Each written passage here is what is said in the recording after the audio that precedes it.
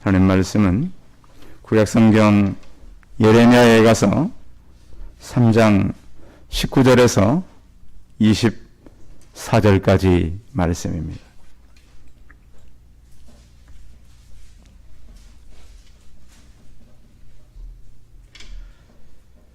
구약성경 1147페이지입니다. 구약성경 1147페이지. 예레미야에 가서 3장 19절에서 24절까지 말씀입니다. 예레미야에 가서 3장 19절에서 24절까지 말씀을 봉독해 드리겠습니다. 내 고초와 재난 곧 쑥과 담즙을 기억하소서. 내 마음이 그것을 기억하고 내가 낙심이 되오나 이것을 내가 내 마음에 담아두었더니 그것이 오히려 나의 소망이 되었사옵은 여호와의 인자와 국물이 무궁하심으로 우리가 진멸되지 아니함이니이다. 이것들이 아침마다 새로우니 주의 성실이 크시도소이다. 내 심령에 이르기를 여호와는 나의 기업이시니 그러므로 내가 그를 바라리라 하도다. 아멘. 옆 사람과 서로 인사하겠습니다. 만나서 반갑습니다. 예, 감사합니다. 예. 예, 지난주 이렇게 보니까 서울시장 선거 때문에 송파구에도 이제 와서 저기 가까운 곳에서 와서 이제 그 후보 연설을 이렇게 하는 거 보니까 참 많은 사람들이 이렇게 모이기도 하고 또 본인들이 지지하는 후보에 대해서 그 이름을 막 외치고 그러면서 참 사람들은 저런 어떤 자기가 좋아하는 후보에 대해서 저렇게 어떤 열성을 보내는구나 하는 생각을 갖게 됐습니다. 그런데 사람들의 민심은 파도와 같습니다. 언제 그 파도가 어느 방향을 갈지를 예측할 수가 없는 것입니다. 예수님께서도 예루살렘 입성할 때 얼마나 많은 사람들이 예수님을 환영했는지 모릅니다. 사람들이 호산나 다윗의 자손이여 우리를 지금 구하소서. 예나 지금이나 사람들은 정치적인 해방을 굉장히 원합니다. 우리나라도 최근에 외교, 경제, 집값 이런 여러 가지 일들을 좀 누군가가 해결해 주면 좋겠다. 그래서 좀 누구를 좀 세워서 사람들이 꿈꾸는 그런 것들을 좀 이뤄보고자 하지만 그러나 사람을 뽑으면 역시 그 사람도 많은 실망을 주는 것을 보게 됩니다. 예수님도 그 유대인들에게 가지고 있었던 정말 그 인생 그들의 평생에 그들의 역사 가운데 정말 회복하고 싶었던 그들의 야욕과 꿈이 있었어요. 다윗과 솔로몬 시대에 누렸던 부귀와 또 주변 나라들에게 조공을 받으며 살았던 그 나라.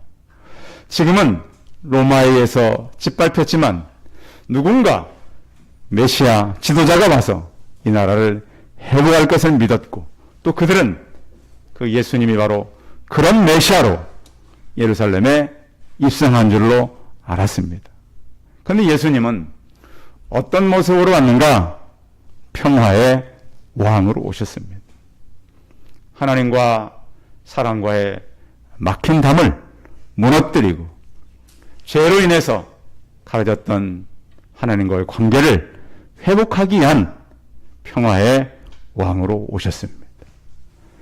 또한 예수님께서 오신 목적은 겸손의 왕으로 오셨습니다.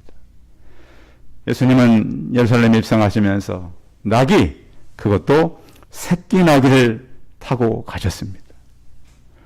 많은 사람들이 그를 환영했지만 예수님의 그 모습은 생각해 보십시오.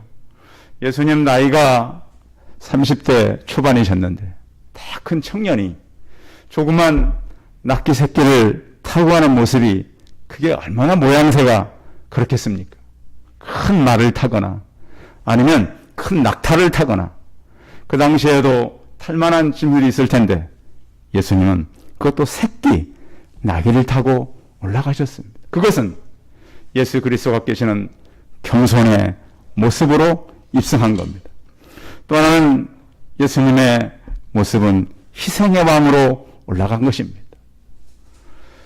사람들이 이 땅의 정치적인 문제가 중요한 것이 아니라 영적인 문제, 영원한 문제, 죄의 문제를 해결하기 위해서 예수님은 평화의 왕으로, 겸손의 왕으로, 희생의 왕으로 예루살렘에 입성하셨어요.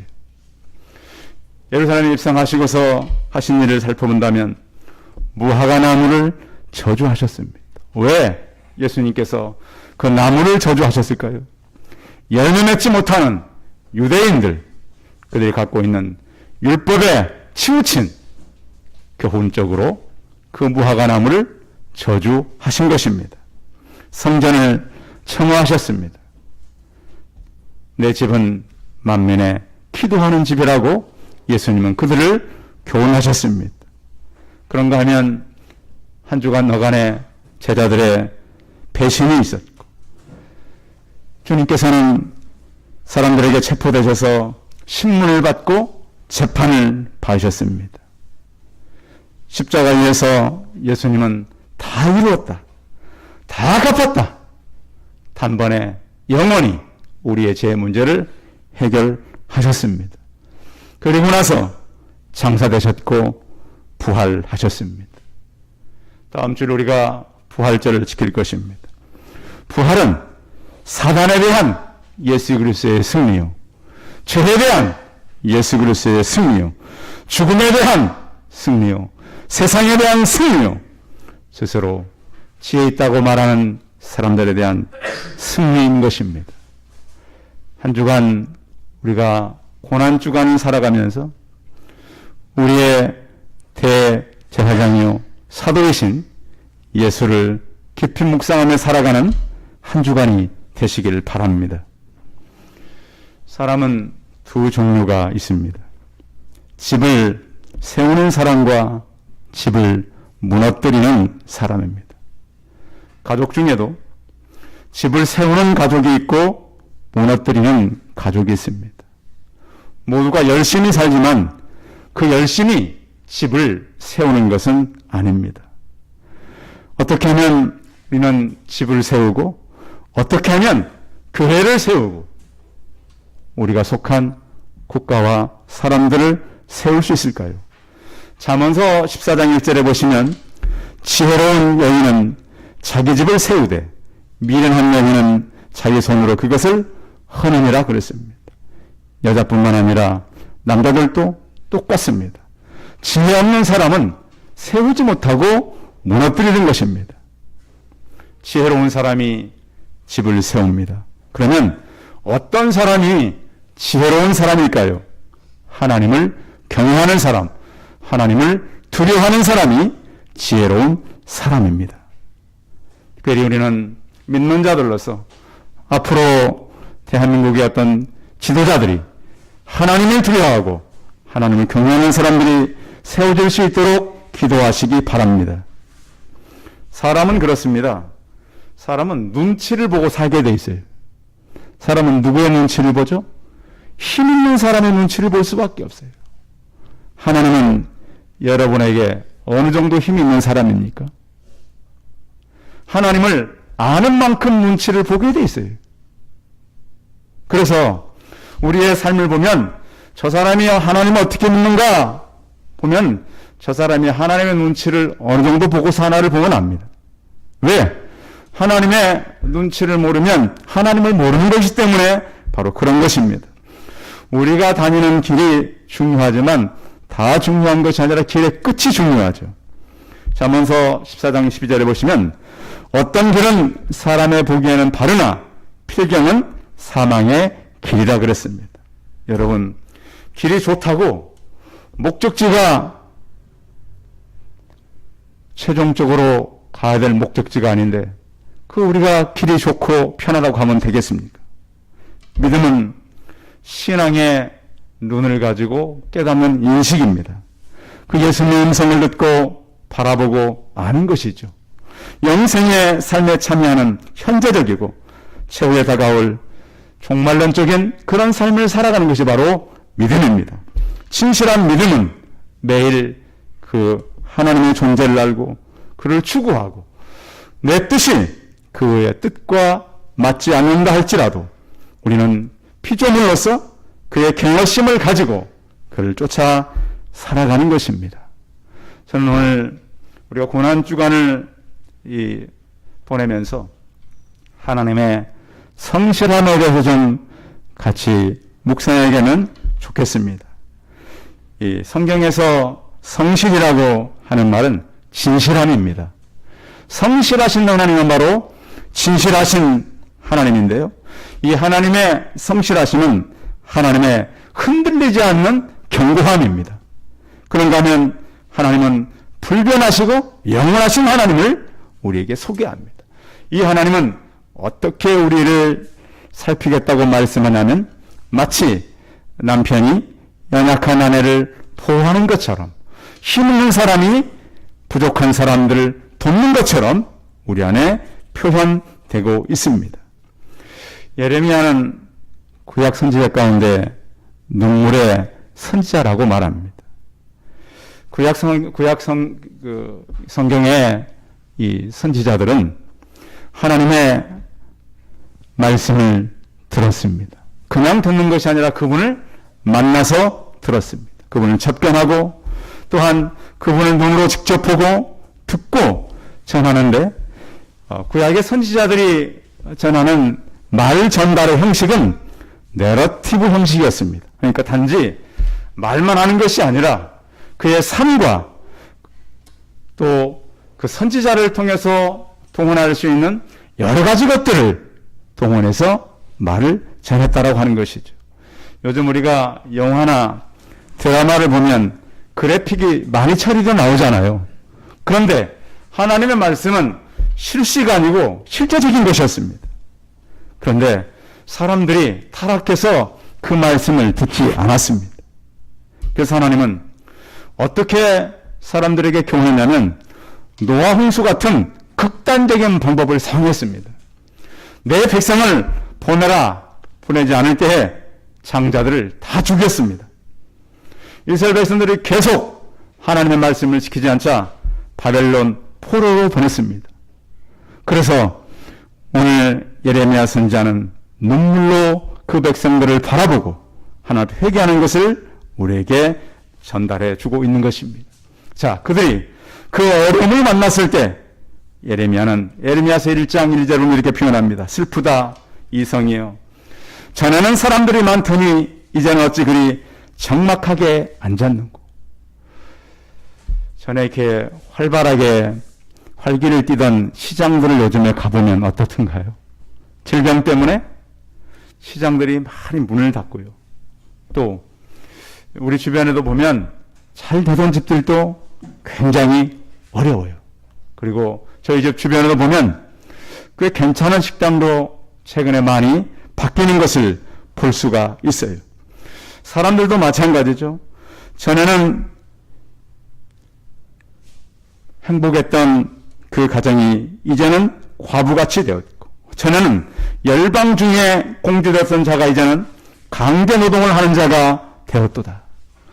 그 사랑받고 사람들도 예쁨 받던 그 공주가 이제는 남들에 의해서 강제 노동을 하는 이런 비참한 상황이 되어서 밤에는 슬피 우니 눈물이 뺨을 흐르며 사랑하는 자들 중에 그에게 이루하는 자가 없고 친구도 다 배반하여 원수들이 되었다. 이렇게 고백합니다.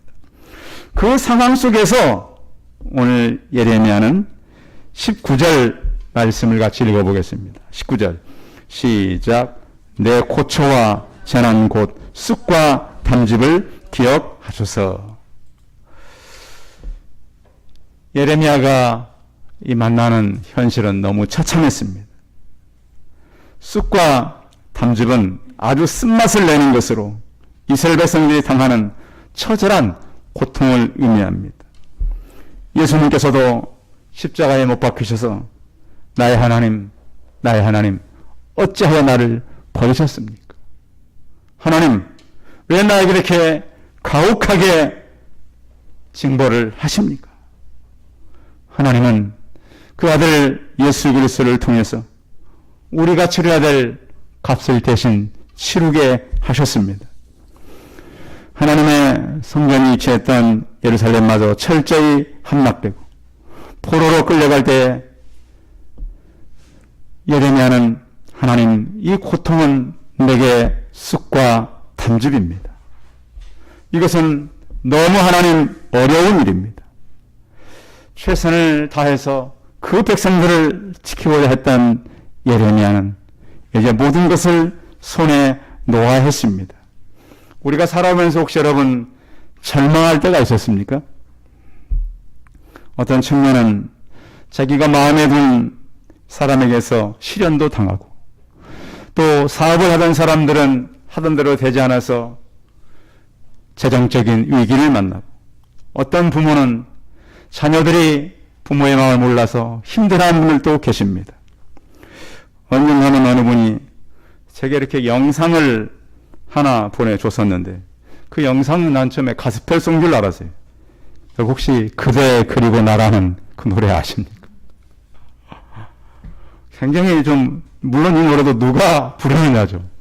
굉장히 클래식한 그런 이제 이 장소에서 또 그런 음악 악기를 같이 해주는데 그 내용을 보면 슬픔에 잠겨서 한없이 울었던 그대 그리고 나. 예레미야 선지자가 너무 큰 슬픔에 잠긴 거예요. 그런데 성경에 보면 예수님도 이 땅에 계시는 동안 한없이 우실 때가 계셨습니다. 우리는 예레미야가 눈물의 선지자라고 말하는데요.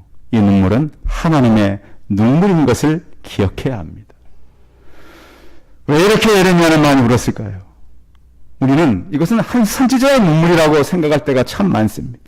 그러나 우리는 예레미야서 52장과 또 에가서를 보면서 하나님의 눈물을 기억하시기 바랍니다. 예수님도 이 땅에 오셔서 여러 번 우셨습니다. 나사로의 죽음을 보고 우셨습니다. 여러분, 사람의 죽음은 사람의 어떤 가지고 있던 마음을 굉장히 슬프게 만듭니다. 그런 관련 예수님은 성을 보고 우셨습니다. 예수님께서 그를 따라오는 여인들에게 나를 위해 울지 말고 너희 자녀들을 위해서 울라 그랬습니다. 예수님은 또한 십자가를 앞에 두고 심한 통곡과 간구를 하셨습니다. 우리가 한 주간을 보내면서 예수 그리스도의 고난을 묵상할 때 오늘 예레미야는 하나님 내 고초와 재난과 쑥과 담즙을 기억하소서. 그런 깊은 묵상들이 우리 안에 있기를 바랍니다. 그런데 예레미야는 그것에서 끝나지 않고요. 20절 같이 한번 읽어봅니다. 시작. 이것을 내가 내 마음에 담아두었더니 그것이 오히려 나의 소망이 되었사오면. 이것을 어디에 담았다고요? 마음에 담았다고요. 하나님, 너무너무 고통스러운데 이것을 하나님 내가 마음에 담았습니다. 성경에 보면은 가장 고통당했던 사람이 바로 욥이지 않습니까? 욥이 너무 고통스러워서 자기 생일날을 저주합니다. 어찌하여 내가 태에서 죽어나오지 않았던가? 어찌하여 내 어머니가 해산할 때 내가 숨지지 않았던가? 어찌하여 무릎이 나를 받았던가? 어찌하여 내가 먼저 젖을 먹었던가? 그렇지 아니하였던들 이제는 내가 평안히 누워서 자고 쉬었을 것이니. 여러분, 생일날은 어떤 날입니까? 축하받는 날입니다.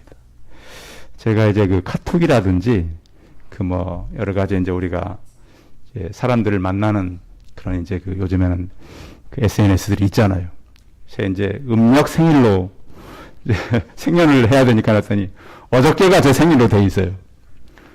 그랬더니 이제 해외에 있는 친구들, 수년 동안 연락하지 않는 친구들, 근데 참 이상하대요. 생일이 아닌데 축하한다고 많이 보내오니까. 근데 욥은 가장 축하받아야 될 그날을 하나님 왜 나를 이렇게 고난을 만나게 하셨습니까? 욥이 사실 과거에 괜찮았던 사람입니다. 그런데 지금 이렇게 무너지고 망하게 되니까 과거가 아무 의미가 없는 것입니다. 성도 여러분, 여러분이 마음에 어렵고 고통이 있습니까? 고통을 묵상하지 마시고 하나님을 묵상하시기 바랍니다. 우리가 고난 주간을 보내면서도 하나님은 우리가 고난보다는 하나님을 묵상하길 원하실 것입니다. 어떤 하나님을 묵상해야 될까요? 우리에게 신실하신 하나님. 우리는 자격이 없어요. 그런데 하나님은 우리를 택하셨어요.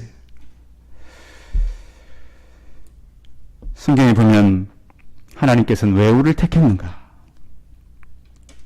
사람들이 하나님 말라기서에 보면 언제 우리를 사랑하셨습니까? 이런 질문이 나옵니다.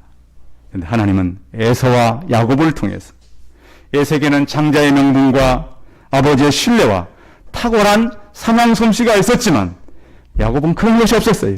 그런데 내가 에서는 미워하고 야곱은 사랑했다 그랬어요. 하나님은 우리가 자격이 있어서가 아니라 부족하지만 우리를 택하신 그 사랑의 하나님. 성도 여러분, 한 주간 동안 우리가 보내면서 낙심을 품지 말고 하나님 앞에 서서 그 낙심을 마음에 품고 하나님을 묵상하시기 바랍니다. 이 하나님은 어떤 하나님일까요? 22절 같이 읽겠습니다. 시작. 여호와의 인자와 긍휼이 무궁하심으로 우리가 진멸되지 아니함이니이다. 아멘. 하나님은 그 사랑과 우리를 향한 그 마음이 영원하십니다. 그래서 우리가 이 땅에 살면서 어떤 박해와 어려움을 만나도 바울은 고린도서 4장 8, 9절을 통해서 우리가 사방으로 우겨쌈을 당하여도 쌓이지 않고 답답한 일을 당하여도 낙심치 않고 박해를 받아도 버림받지 않고 거꾸로 뜸을 당하도 망하지 않습니다. 그 이유는 오늘 성경에서 말씀하고 있는 여호와의 성실하신 때문입니다. 성도 여러분, 여호와의 성실하심 때문에 우리는 무너지지 않을 것입니다. 자, 하나님이 살아계시는데 왜 바벨론이 와서 그 이스라엘을 다 무너뜨렸을까요? 하나님이 살아계신 어찌 그 아들을 십자가에 못 박았을까요? 바벨론이 전쟁을 한 것이 아니고 누가 했어요? 배후에? 하나님이 했어요. 하나님이 하셨어요. 예루살렘이 무너진 것은 바벨론이 무너뜨린 것이 아니라 하나님이 무너뜨린 거예요. 오늘 예레미야는 하나님을 보면서 그의 미래를 본 거예요. 아, 그렇게 튼튼한 성이 무너졌지만 하나님이 계시구나. 우리는 성경을 통해서 하나님을 만나는 것들을 묵상해 나가는데요. 특별히 구약 성경을 통해서 많이 예수 그리스도를 묵상하게 되는 것입니다. 성전에 가게 되면 사람들이 그 성전 그 밖에 물두멍을 만나서 제사장들이 몸을 씻습니다. 죄를 씻고 그 안에 들어가서 말씀의 떡과 빛을 발하는 등잔과 향기 나는 분향가를 만나서 지성소에 계시는 하나님을 뵙는 것입니다. 이 모든 것은 예수 그리스도를 의미하고 있습니다. 그래서 우리가 이 시대를 살아가면서 이 모든 성전을 완성하시는 예수 그리스도 그 제사를 완성하시는 십자가를 한 주간 동안 묵상하면서 살아가시기 바랍니다. 이 하나님은 어떤 하나님인가? 24절입니다. 같이 읽어봅니다. 24절 시작. 내 심령에 이르기를 여호와는 나의 기업이시니 그러므로 내가 그를 바라리라 하도다. 아멘. 여호와는 나의 기업이라고 하는 것은 여호와가 나의 어떤 부분적으로 또 어떤 내 안의 어떤 한 모습으로가 아니라 총체적인 영원한 나의 기업이 된다. 그런 말씀입니다. 1926년 개백이라는 그 신문의 6월호에 이상화 씨가 썼던 이런 시가 있었습니다. 빼앗긴 들에도 돈은 오는가. 우리나라가 다 빼앗겨서 남의 땅이 됐어요. 성도 여러분, 여러분은 지금 누구의 땅으로 살아갑니까? 하나님의 땅으로 살아갑니까? 사단의 땅으로 살아갑니까? 구약시대 포로의 모습이 여전히 나에게 있지 않습니까? 사단의 포로, 물질의 포로, 쾌락의 포로에 우리가 사로잡혀 있다면 나를 위해서 고초와 고난을 당하신 예수 그리스도를 깊이 묵상하시기 바랍니다. 예레미야는 모든 것을 다 잃은 줄 알았습니다. 그런데 그 고난을 마음에 담고 하나님을 바라보니까 잃은 것은 조금이요 얻은 것은 너무 많은 것을 깨닫게 된 것입니다. 그는 나라를 잃었고 백성을 잃었고 모든 것을 잃었지만 하나님을 보게 된 것입니다. 그래서 그가 이렇게 고백한 것이죠. 하나님, 내 심령에 이르기를 여호와는 나의 기업이니 그러면 내가 그를 바라리라 하는도다. 그랬습니다. 하나님께서 스가랴서에 보면 이렇게 말씀합니다. 이방 사람 10명이 유다 사람 하나의 옷자락을 잡을 것이라. 하나님이 너희와 함께 하심을 들었나니 우리가 너희와 함께 가려 하노라. 그랬습니다. 이스라엘 백성들이 하나님의 기업이 된 것을 보고 이제는 우리도 너희와 함께 가겠다라고 말한다라고 하는 것이죠. 성도 여러분, 수고한 것이 무너지고 사람들이 떠나고 인생을 잃었다면 우리는 참 마음에 슬픔이 있을 것입니다. 예수님도 이 땅에 계시는 동안 그 제자들이 끝까지 가지 못했습니다. 베드로도 도망치고 모든 제자들이 다 도망쳤습니다. 예수님에게는 0.1%도 기대할 것이 없었습니다. 소망이 사라지면 사람들은 죽음을 묵상합니다. 그런데 우리에게는 기도마저도 힘들어할 때가 있습니다. 제가 어느 분에게 이런 질문을 했었어요. 예수님을 만나면 뭘 물어보고 싶으세요? 근데 그분이 제게 그랬어요. 목사님, 나는 3가지가 궁금해요. 얘기는 안 하세요.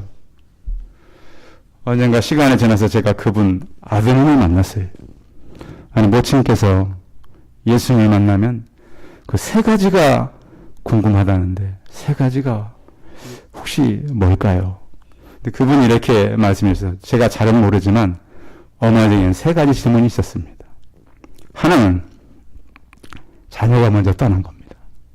자녀가. 또 하나는 남편이 일찍 떠난 겁니다. 또 하나는 며느리도 일찍 떠난 겁니다. 그걸 안고 이분은 살아오셨습니다. 성도 여러분, 한 주간 우리가 살아가면서요, 그 아들을 십자가에 못 박아 했던 그 하나님, 하나님의 상실, 하나님의 그 고난, 하나님께서 우리 주시는 생명의 메시지가 우리는 들려지길 바랍니다. 이 시대를 살아가면서 우리는 인생의 많은 고난을 만납니다. 우리가 바라봐야 될 하나님의 성실은 눈물의 고난의 끝이 아닌 성실하신 하나님의 언약을 바라보는 것입니다. 하나님은 변함없는 성품을 갖고 계십니다. 어제 기도했다면 오늘 우리는 기도의 자리에 서야 합니다. 위기와 비극이 더 우리 안에 클 수도 있습니다. 그런데 우리는 인생의 답이 하나님께 있습니다. 예를 들면 낙심 중에도 성실하신 하나님, 내 영원한 계획되신 하나님, 그 하나님을 바라보고 살아가는 것처럼 고난 주가는 절망의 시간이요. 우리가 우리의 비참을 바라보는 시간이지만 그러나 이스라엘을 끝까지 사랑하셨고 그를 향해 울며 우리를 바라보는 하나님을 묵상하는 성실하신 하나님, 하나님을 바라보는 한 주간 되시길 바랍니다. 기도하겠습니다. 살아계신 하나님, 이스라엘 역사 가운데 이스라엘 백성들은 하나님께 범죄하며 살았고 결국 그 나라가 무너져야 됐고 그 아름다웠던 모습들이 다 사라져 버렸습니다. 그때 예레미야는 한없이 울며 하나님 앞에 서야 했습니다. 그런데 이 모든 것을 한 이는 하나님이셨습니다. 살아계신 주님, 우리가 이 고난주간을 보내면서 이 땅에 오셔서 여러 번 우셨던 예수님을 묵상하게 하여 주옵소서. 끝까지 우리를 사랑하시고 포기하지 않으시고 그 성실하신 하나님이 바로 예수 그리스도요, 그 하나님 자신이 십자가에 못 박혔음을 기억하며 한 주간을 보내는 우리가 되게 하여 주옵소서. 주 예수 그리스도의 이름으로 기도하였습니다. 아멘. 광고 말씀드리겠습니다. 한 주간 고난 주간인데요. 여러분 하루하루를 하나님 앞에서 신실하게 살아오시면 좋겠습니다. 교회에 또 이제 확진자들이 또 나오고 있어요. 그러니까 여러분 교회에서 가급적이면 마스크 잘 쓰시고 교회 안에서도 거리 잘 유지하시면 좋겠습니다. 오늘은 종료주일입니다. 그리고 다음 주일은 부활 주일인데 예배 시에 성찬식이 있습니다. 그래서 한 주간 동안 구별된 삶을 사시다가 성찬식 자리에서 또 우리가 만나 뵙도록 하겠습니다. 우리 찬송 435장 하신 후에 축도함을 예배 마치겠습니다.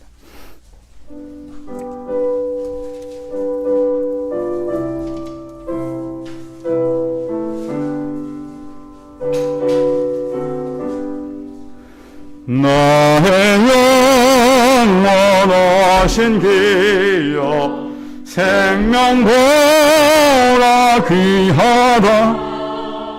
나의 갈 길 나의 너로 나와 동행하소서. 주께로 가까이 주께로 영원히 너의 갈 길 나의 너로 나와 동행하소서. 세상 부귀한 일함과 모든 명예 버리고 험한 길을 가는 동안 나와 동행하소서. 주께로 가까이 주께로 영원히 나의 갈 길 나의 너로 나와 동행하소서. 어두운 골짝 지나가며 험한 바다 건너서 전국 문에 이르는 나와 동행하소서. 주께로 가까이 주께로 영원히 나의 갈 길 나가는 나와 동행하소서. 아멘.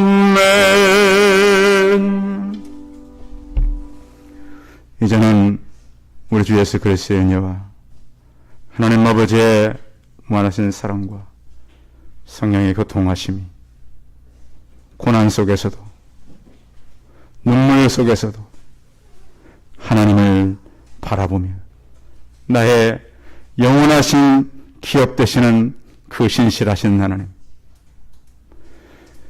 아들이신 예수 그리스도를 죽이시고 우리를 위해서 생명을 살리신 그 성실하신 하나님, 그 하나님 신뢰하고 남은 생애를 살아기를 소원하는 우리 성도들의 머리머리해와 자녀들과 일터와 사업터와 가정 위에 영원토록 함께 있을지어다. 아멘.